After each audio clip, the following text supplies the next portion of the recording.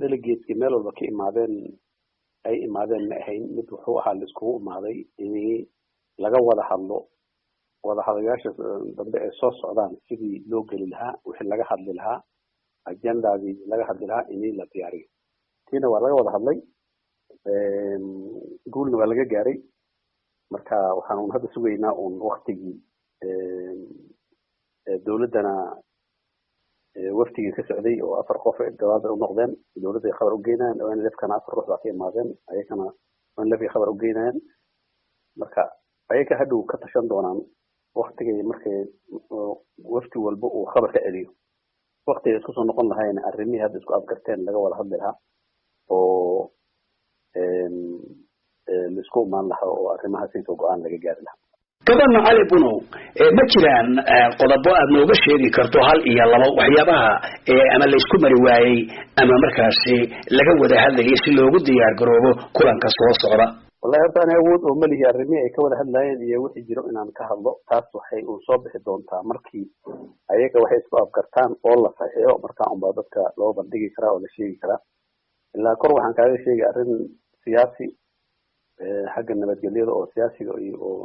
iyo arrin oo dhaqaale waxyaalahaas waa broli laga hadlay shirkii hadda Nairobi ka dhacayna kama soo bixin muxuu ahaa heshiis iyo wax la saxay maadaama waftiyaashii imaadeen ay kaamil ahayn oo midan ay ahayd mid la iskugu imaaday in loo tashado sidii hadal lagu gelin lahaa waxaa la arkay dadkii meesha ka soo qayb galay inay waxba ay saxiixi karin oo maartay mandate-ka ay lahayn marka aniga wixii laga wada hadlay wixii laga gaaray oo malihi nooha awood aan kaga hadlo markii ay wax ku heshiyaan oo la soo saari doono oo ay saxiixan marka umada weynaa loo sheegi doona insha Allah ugu dambeyntii ma jireen waqti la isla soo qaaday marka wada tashiga uu dhamaado oo NLFta iyo dawladda waddanka Ethiopia kulanka kan ku xiga ee la isugu soo noqonayo muddada uu qaadan doono wallahi waxba la soo qaaday in bil ka bacdi la isku soo noqdo marna waxa la 2 bilood ka bacdi aan isku soo noqono markii dambe waxaa la gaaray oo maadaama dawladda iyo NLFka ay channel cusuban oo ayaga ay ku wada hadlaan wixii annaka ayna soo marin uu eegan u furmay inay wafti walba ay ku noqdaan muxuu ahaa digoodi iyo dawladdoodii marka ka dambana ayaga ay isla xiriiraan oo taariikh ay qabsadaan marka waqti ay noqon doon ma sheegi laakiin bilna waa la soo qaaday 2 biloodna waa la sheegay laakiin marka dambe waxa la yiri ayaga ka xiriirano marka noo sheegana waqtiga diyaar yihiin ay wada hadli karaan marka intaas ka shaqeeyo bal sidii ay wada hadalka dambe soo socda ay ku gali lahaayeen marka wada hadalkan mid loo idil yahay oo delegateski meel walba ka imaadeen ay imaadeen ma ahayn mid wuxuu ahaa la iskugu imaaday in laga wada hadlo wada hadlayaasha dambe ee soo socdaan sidii loo geli lahaa wixii laga hadli lahaa agendadii laga hadli lahaa in la diyaariyo tiina waa laga wada hadlay guulna waa laga gaaray marka waxaan hadda sugaynaa waqtigii dawladdana waftigii ka socday oo 4 qof gawaad u noqdeen dawladda ay khabar u geynayaan oo in lafkana 4 ruux ka imaadeen ayagana in lafii khabar u geynayaan marka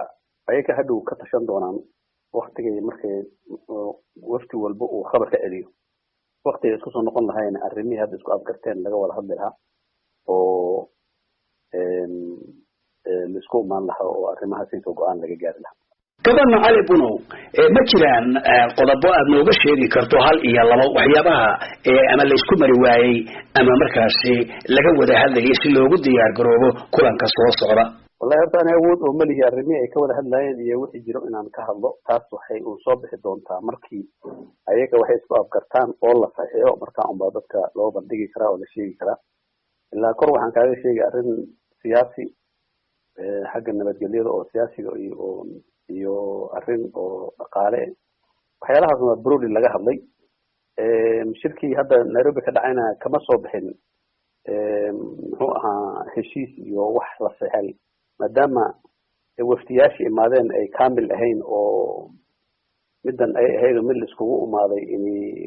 loo tashado sidii hadal lagu gelin lahaa waxaa la arkay dadkii meesha ka soo qayb galay inay waxba ay saxiixi karin oo maartay mandate-ka ay lahayn marka aniga wixii laga wada hadlay wixii laga gaaray oo malihi nooha awood aan kaga hadlo markii ay wax ku heshiyaan oo la soo saari doono oo ay saxiixan marka ubad weynaha loo sheegi doona insha Allah. ugu dambeyntii ma jireen waqti la isla soo qaaday marka wada tashiga uu dhamaado oo NLFta iyo dawladda waddanka Ethiopia kulanka kan ku xiga ee la isugu soo noqonayo muddada uu qaadan doono? wallahi waxba la soo qaaday in bil ka bacdi la soo noqdo marna waxa la 2 bilood ka bacdi aan soo noqono markii dambe waxa la gaaray oo maadaama dawladda iyo NLFka ay channel cusuban oo ayaga ay ku wada hadlaan wixii annaka ayna soo marin uu eegan u furmay inay waqti walba ay ku noqdaan igoodi iyo dawladoodii marka ka dambana ayaga ay isla xiriiraan oo taariikh ay qabsadaan marka waqti ay noqon doon ma sheegi laakiin bilna waa la soo qaaday 2 biloodna waa la sheegay laakiin marka dambe xaligi ayaga ha xiriirano marka noo sheegana waqtiga diyaar yihiin ay wada hadli karaan marka intaas